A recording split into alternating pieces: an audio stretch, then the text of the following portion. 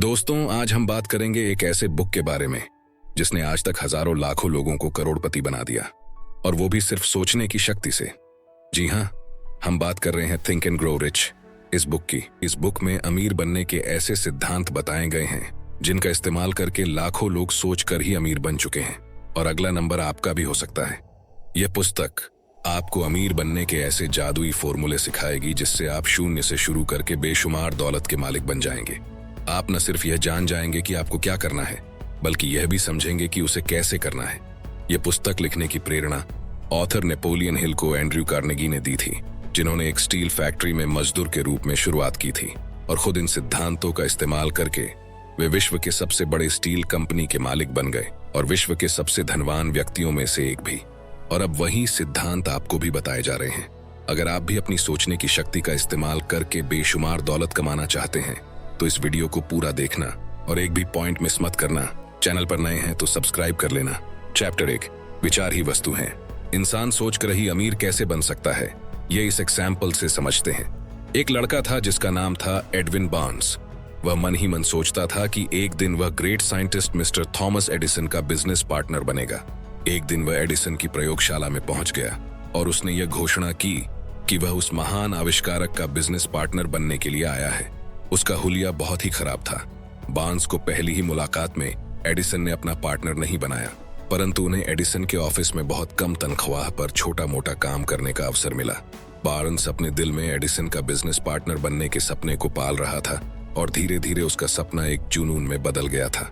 Edison ने एक नया यंत्र बनाया था जिसे उस वक्त एडिसन डिक्टेटिंग मशीन के नाम से जाना जाता था। उनके सेल्समैन उस मशीन को लेकर उत्साहित नहीं थे। उन्हें यह विश्वास नहीं था कि इसे आसानी से बेचा जा सकता था। बार्न्स ने अपना अवसर देखा। यह अवसर चुपके से उनके जीवन में आया था, एक अजीब सी दिखने वाली मशीन में छुपकर, जिसमें बार्न्स और उनके आविष्कारक को छोड़कर किसी तीसरे की कोई रुचि नहीं थी। बार्न्स जानते थे कि वे एडिसन डिक्टेटिंग मशीन बेच सकते हैं। उन्होंने एडिसन को यह सुझाव दिया और उन्हें तत्काल अपना मौका मिल गया। उन्होंने मशीन बेची और इतनी सफलतापूर्वक बेची कि एडिसन ने उन्हें इस मशीन को पूरे देश में डिस्ट्रीब्यूट करने और मार्केटिंग का कॉन्ट्रैक्ट दे दिया, और अपने बिजनेस में कुछ % का पार्टनर भी बना लिया। इस बिजनेस पार्टनरशिप से बार्न्स ने तो ढेर सारा पैसा कमाया, परंतु उन्होंने इससे भी बड़ा काम कर दिखाया, और वह काम था कि उन्होंने यह साबित कर दिया कि इंसान सोचकर भी अमीर बन सकता है। बार्न्स ने महान एडिसन के साथ पार्टनरशिप की बात दिल से सोची, इस विचार को अपने दिल में बसाया, इसी विचार को अपना सपना बनाया, और यही विचार उनका जुनून बन गया। और जब कोई विचार जुनून में तब्दील हो जाता है तो उसको हकीकत में साकार होने से किसी का बाप भी नहीं रोक सकता। अब हम बात करेंगे कि लोग अक्सर असफल क्यों हो जाते हैं। सोने से 3 फुट दूर इस एग्जाम्पल की मदद से। असफलता का एक आम कारण यह है कि लोग अस्थायी पराजय के बाद मैदान छोड़ देते हैं। हर व्यक्ति कभी न कभी यह गलती जरूर करता है। R.U. डार्बी नाम का एक इंसान था। उसके एक अंकल गोल्ड रश के दौर में स्वर्ण की खोज के अभियान में जुट गए। वे खुदाई करने और अमीर बनने के लिए पश्चिम दिशा में गए। वे कुदाली फावड़ा लेकर जमीन के एक टुकड़े पर खुदाई करने में जुट गए। कई सप्ताह की मेहनत के बाद उन्हें चमकते हुए स्वर्ण की झलक दिखाई दी, परंतु उस सोने को सतह तक लाने के लिए मशीनों की जरूरत थी। चुपचाप उन्होंने खदान का मुंह ढक दिया और मैरीलैंड के विलियम्सबर्ग के अपने घर लौट आए। उन्होंने अपने रिश्तेदारों और कुछ दोस्तों को सोने की खुदाई में सफलता के बारे में बताया। उन्होंने मिलकर मशीनों को खरीदने के लिए आवश्यक धन जुटाया। अंकल और डार्बी खदान पर काम शुरू करने के लिए वापस लौटे। कच्ची धातु की पहली खेप को स्मेल्टर तक पहुंचाया गया। वहां यह पता चला कि उनकी खदान अमेरिका के कोलोरेडो की सबसे बढ़िया खदान थी। कच्ची धातु की कुछ खेपों में ही उनके सारे कर्जे उतर जाते। फिर भारी मुनाफे की बारी आती। खुदाई करने वाली मशीनें नीचे जा रही थीं। डार्बी और अंकल की आशाएं आसमान छू रही थीं। तभी अचानक कुछ हुआ। सोने की झलक गायब हो गई। वे खोदते रहे, इस आशा में कि एक बार फिर सोने की झलक दिख जाए, परंतु उनकी मेहनत बेकार गई। आखिरकार उन्होंने मैदान छोड़ने का फैसला किया। उन्होंने एक कबाड़ी को मशीनें कौड़ियों के मोल बेच दी और ट्रेन पकड़कर वापस घर लौट आए। कबाड़ी ने एक माइनिंग इंजीनियर को बुलवाकर खदान का इंस्पेक्शन करवाया। इंजीनियर ने सलाह दी कि यह प्रोजेक्ट इसलिए असफल हुआ क्योंकि इसके मालिक यह नहीं जानते थे कि बीच में फॉल्ट लाइन आती है। उसके विश्लेषण के अनुसार सोने की झलक उस स्थान से मात्र 3 फुट नीचे थी जहां डार्बी ने खुदाई बंद की थी, और इंजीनियर का अनुमान सच साबित हुआ। कबाड़ी को खदान से लाखों करोड़ों डॉलर का सोना मिला, सिर्फ इसलिए क्योंकि वह जानता था कि हार मानने से पहले विशेषज्ञ की सलाह लेना उचित होता है। किसी भी इंसान के जीवन में सफलता आने से पहले उसके जीवन में अस्थायी पराजय या असफलता जरूर आती है। जब आदमी पराजित हो जाता है तो सबसे आसान और तार्किक रास्ता यही होता है कि मैदान छोड़ दिया जाए, और ज्यादातर लोग यही करते हैं। परंतु असली मजा तो मैदान पर टिके रहने में है। ऑथर नेपोलियन हिल बताते हैं कि इस देश के सबसे सफल 500 से ज्यादा लोगों ने मुझे बताया है कि उन्हें महानतम सफलता उस मोड़ पर मिली जब वे हार चुके थे, और हारने के बिंदु से एक कदम आगे ही सफलता उनका इंतजार कर रही थी। असफलता बहुत चालाक और मजाकिया किस्म की होती है। इसे लोगों को तब गिराने में मजा आता है जब सफलता उनके बहुत करीब होती है। एक बात हमेशा याद रखें, इंसान का मस्तिष्क जो सोच सकता है और जिसमें यकीन कर सकता है उसे वह हासिल भी कर सकता है। Napoleon Hill. चैप्टर 2, प्रबल इच्छा। इच्छा और प्रबल इच्छा दोनों में बहुत फर्क होता है। इच्छा का मतलब होता है चाहना। दुनिया में हर कोई अमीर बनना चाहता है, लेकिन हर कोई अमीर नहीं बन पाता, क्योंकि सिर्फ चाहने भर से कुछ नहीं होता। दूसरी चीज है प्रबल इच्छा।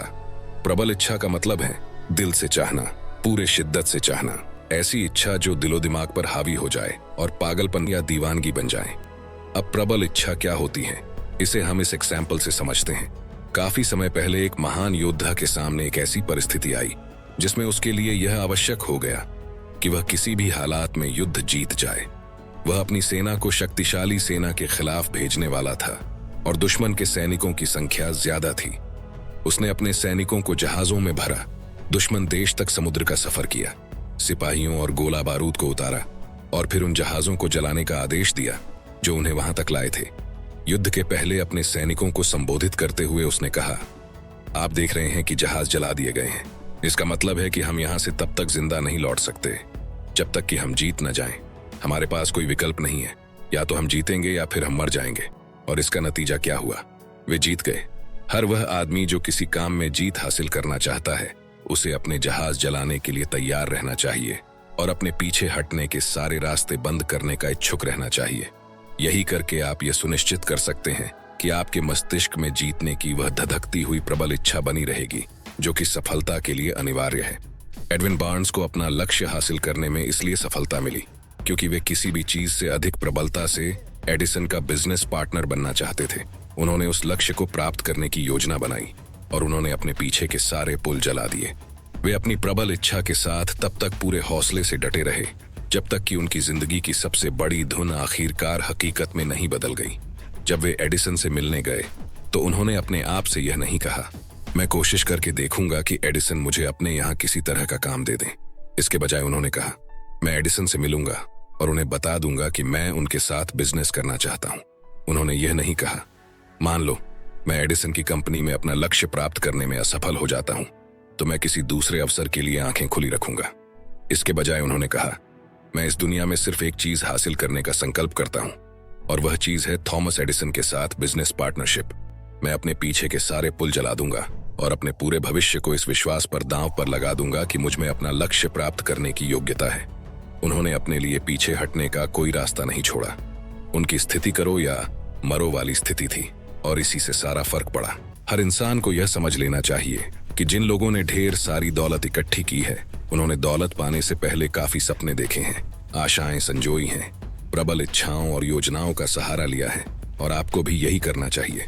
अमीर बनने की योजना बनाते समय आप सपने देखने वाले को तुच्छ न समझें, न ही आप किसी दूसरे आदमी की बातों में आएं जो आपको यह समझाना चाहता हो कि सपने देखना मूर्खता है। बदली हुई दुनिया में महान सफलता हासिल करने के लिए आपको अतीत के सफल लोगों के सूत्रों पर चलना होगा जिनके सपनों ने मानव जाति को बहुत सी बहुमूल्य चीजें दी हैं। आप जो काम करना चाहते हैं अगर वह सही है और आप उसमें विश्वास करते हैं तो फिर आगे बढ़िए और उस काम को कर दीजिए।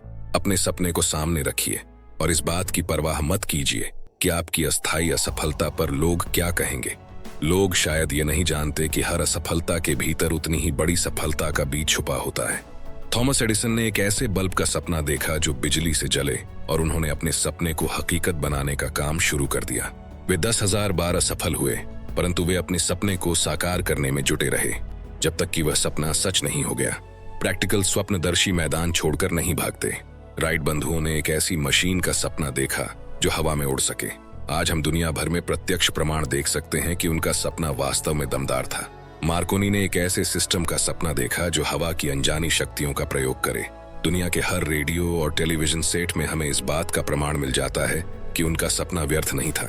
आपको ये जानकारी रोचक लगेगी कि जब मार्कोनी ने लोगों को बताया कि उन्होंने एक ऐसा सिद्धांत खोजा है जिसके द्वारा वे बिना किसी तार की मदद के हवा में संदेश भेज सकते हैं, तो मार्कोनी के दोस्तों ने उन्हें हिरासत में लेकर मेंटल हॉस्पिटल में उनका चेकअप करवाया था। इस बात से हम क्या सीख सकते हैं? किसी लक्ष्य को इतने शिद्दत से चाहने लगो कि उसके पीछे पागल हो जाओ, क्योंकि पागल लोग ही इतिहास रचते हैं। महान संगीतकार बीथोवन बहरे थे, महान नाटककार मिल्टन अंधे थे, परंतु उनके नाम अमर हैं क्योंकि उन्होंने सपने देखे और उन सपनों को क्रमबद्ध विचारों में बदला। हेलन केलर जन्म के कुछ ही समय बाद बहरी, गूंगी और अंधी हो गईं। अपने महानतम दुर्भाग्य के बावजूद उन्होंने इतिहास के महानतम लोगों में अपना नाम दर्ज करवाया। उनका पूरा जीवन इस बात का गवाह है कि कोई भी व्यक्ति तब तक नहीं हारता जब तक कि वह अपनी हार को सच के रूप में स्वीकार नहीं करता। अब ये चैप्टर खत्म करने से पहले 2 बातें बता रहा हूं जिन्हें हमेशा याद रखना। नंबर 1, मस्तिष्क की कोई सीमाएं नहीं है सिवाय उनके जिन्हें हम मान लेते हैं। नंबर 2, गरीबी और अमीरी दोनों ही विचार की संतानें हैं। आपको इसमें से कौन सी संतान को जन्म देना है ये पूरी तरह आपके विचारों पर निर्भर है। चैप्टर 3, कल्पना की शक्ति।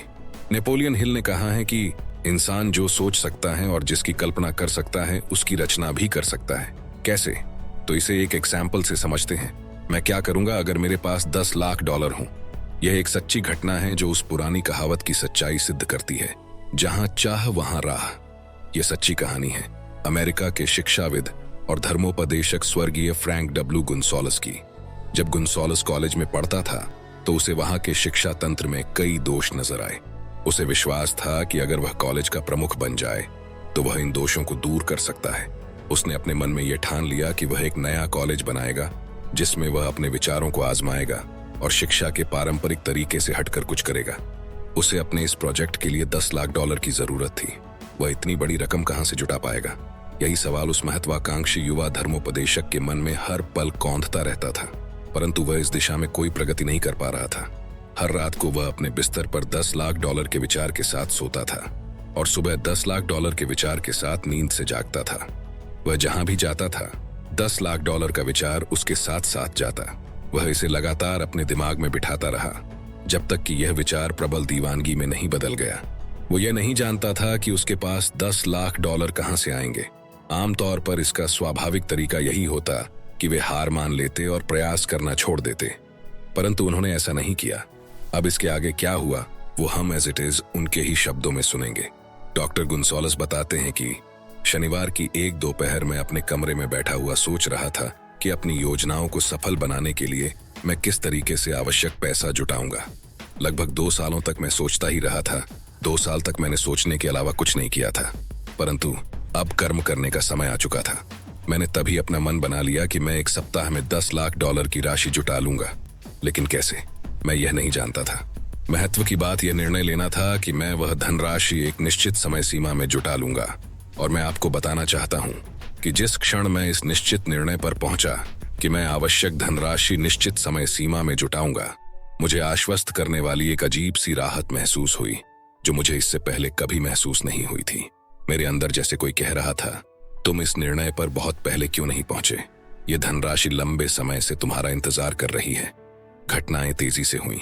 मैंने अखबार वालों को बुलाया और घोषणा की कि मैं अगली सुबह एक स्पीच दूंगा जिसका शीर्षक होगा, अगर मेरे पास $10 लाख हों तो मैं क्या करूंगा। मैं तत्काल व्याख्यान तैयार करने में जुट गया, परंतु मैं आपको सच बताऊं, यह काम मुश्किल नहीं था, क्योंकि मैं इस व्याख्यान को लगभग 2 साल से अपने मन में तैयार कर रहा था। आधी रात के काफी पहले मैंने व्याख्यान लिखना समाप्त कर लिया। मैं बिस्तर पर गया और विश्वास की अनुभूति के साथ सोया, क्योंकि मैं देख सकता था कि मेरे पास $10 लाख मौजूद थे और मैं उनका स्वामी था।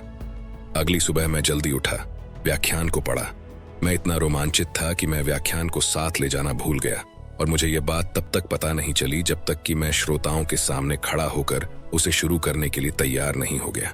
अब अपने नोट्स लाने का वक्त नहीं था और उन्हें घर पर भूल आना मेरे लिए वरदान साबित हुआ। नोट्स के बजाय मेरे अवचेतन मस्तिष्क ने मुझे मेरी जरूरत का सारा सामान प्रदान किया। जब मैं अपना स्पीच शुरू करने के लिए खड़ा हुआ तो मैंने अपनी आंखें बंद कर लीं और मैं अपने सपनों के बारे में अपने दिल और आत्मा से बोला।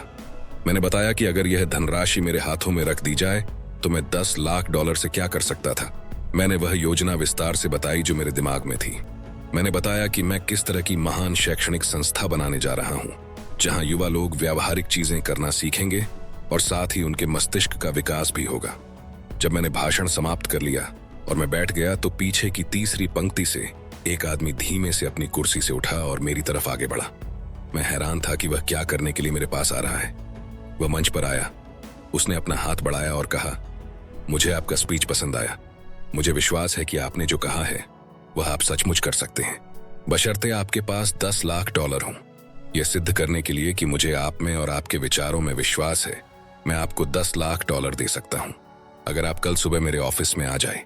मेरा नाम फिलिप डी आर्मर है। युवा गुंसोलस मिस्टर आर्मर के ऑफिस में गया और उसे $10 लाख मिल गए। उस धनराशि से उसने आर्मर इंस्टीट्यूट ऑफ टेक्नोलॉजी की नींव डाली, जिसे अब इलिनॉय इंस्टीट्यूट ऑफ टेक्नोलॉजी के नाम से जाना जाता है। तो दोस्तों, देखा आपने, इस सच्ची घटना ने फिर से साबित कर दिया कि इंसान सोचकर भी अमीर बन सकता है, क्योंकि यह $10 लाख उसके पास एक विचार के परिणाम के रूप में आए। इस विचार के पीछे एक इच्छा थी जिसे युवा गुंसोलस अपने दिमाग में लगभग 2 सालों से पाल रहा था। सबसे भी बड़ी बात यह है कि जिस सिद्धांत ने डॉक्टर गुंसोलस को $10 लाख दिलाए थे, वह सिद्धांत आज भी जीवित है। यह सिद्धांत आपके लिए भी काम कर सकता है। यह शाश्वत नियम आज भी उतने ही काम का है जितना कि यह पहले उस युवा धर्मोपदेशक के काम का था, जिसे अपने इरादों में जबरदस्त कामयाबी मिली थी। तो इस बात की हमेशा गांठ बांध ले और इसे बार बार दोहराते रहे कि इंसान जो सोच सकता है और जिसकी कल्पना कर सकता है, उसकी रचना भी कर सकता है। चैप्टर 6, आस्था। आस्था का मतलब होता है अपनी इच्छा को साकार करने पर विश्वास करना और उस बात पर यकीन करना कि आपकी मनचाही चीज आपको मिल ही जाएगी। आपको विश्वास करना होगा कि आप उस चीज को हासिल कर सकते हैं जो आप पाना चाहते हैं। अब सवाल यह उठता है कि आस्था या विश्वास इतना जरूरी क्यों है? तो जवाब है, क्योंकि सकारात्मक भावनाओं में सबसे सशक्त भाव है आस्था, प्रेम और सेक्स। आस्था, प्रेम और सेक्स के भाव जब किसी भी विचार के साथ जुड़ते हैं तो वे उसे बहुत शक्तिशाली बना देते हैं। जब ये तीनों मिल जाते हैं तो ये हमारे किसी भी विचार को तत्काल अवचेतन मस्तिष्क तक पहुंचा देते हैं, और जब कोई विचार अवचेतन मस्तिष्क तक पहुंच जाता है तो वो हकीकत में साकार होने लगता है। और यही कारण है कि जब हम किसी विचार को साकार करना चाहते हैं तो हमें उस पर विश्वास रखना होगा, भरोसा करना होगा कि हम उसे हासिल कर सकते हैं, तभी वह विचार अवचेतन मन तक पहुंच पाएगा। अगर आस्था या विश्वास इतना ही जरूरी है तो सवाल यह पैदा होता है कि आस्था विकसित कैसे की जाए। तो जवाब है, इसका एकमात्र तरीका यही है कि आप अपने अवचेतन मस्तिष्क को बार बार सकारात्मक निर्देश देते रहे, ऑटो सजेशन या आत्म सुझाव के द्वारा।